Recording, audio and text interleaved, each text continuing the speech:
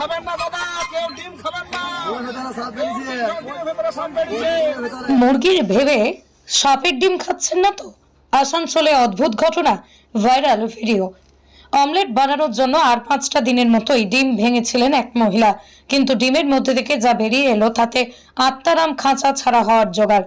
পশ্চিমবঙ্গে আসানসোলের এমন ঘটনায় রীতিমতো চাঞ্চল্য ছড়িয়ে পড়েছে। জানা যাচ্ছে যে আসানসোলের জামুরিয়ায় একটি বাড়িতে ডিম ভাঙার পরেই ডিম থেকেই বেরিয়ে এলো সাপের বাচ্চা।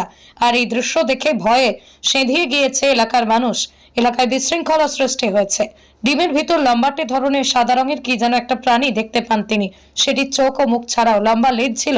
প্রাণীটিকে দেখে একেবারেই সাপের বাচ্চার মতো মনে হচ্ছিল, তাই একে সাপের ডিম বলে চিহ্নিত করেন।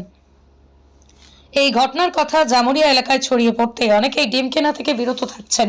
মুরগির ডিম থেকে সাপ বের হওয়ার খবরে চাঞ্চল্য ছড়িয়েছে আসানসোলের আশপাশের এলাকাগুলিতেও। এখন মানুষ ডিম খাওয়া প্রায় বন্ধ করে দিয়েছে। ডিমের বিক্রি কম হওয়ার কারণেই দোকানদাররাও বেশ ক্ষতিগ্রস্ত হচ্ছেন বলেই খবর।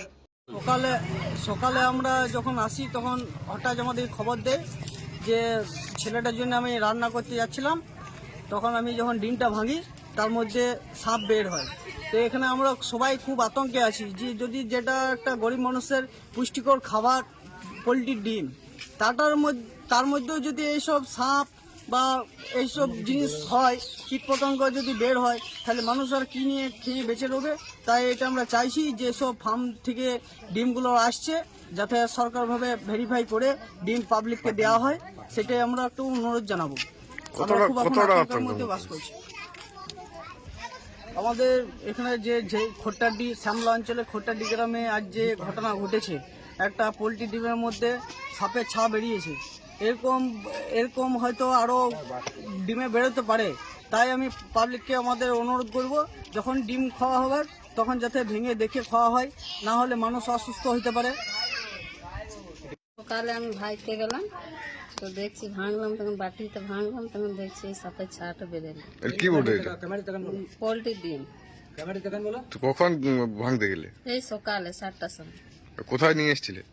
ওই দোকানে নিয়ে এসছে, এবার কোথায় নিয়ে এসছে আমি জানি না। কাজে গেছে, সন্ধ্যায় আসুক তখন জিজ্ঞেস করবো কার দোকানে এনেছে। তো এটা কিভাবে বুঝলেন যে এটা সাপ? ওই বাটিতে যখনই ঢাললাম তখন ওই লম্বা মতন বেরোলো, তখন ওই আউট করলাম।